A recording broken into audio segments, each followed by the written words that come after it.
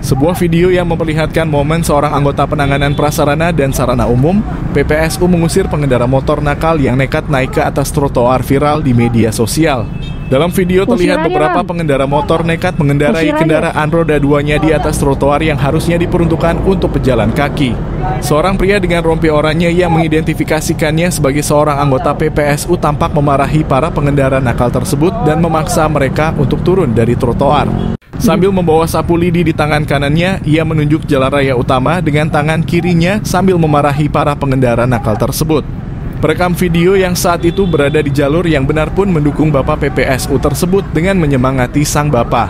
Video yang diunggah oleh akun Instagram informasi.jakarta lantas diserbu warganet yang juga mendukung Bapak PPSU itu.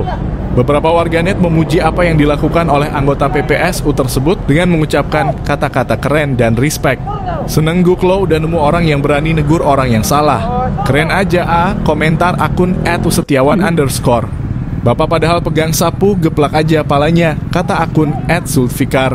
Beberapa warganet juga ikut menceritakan pengalaman tentang pengendara motor nakal yang mengendarai kendaraannya di atas trotoar. Belum ada informasi yang jelas di mana dan kapan kejadian ini terjadi.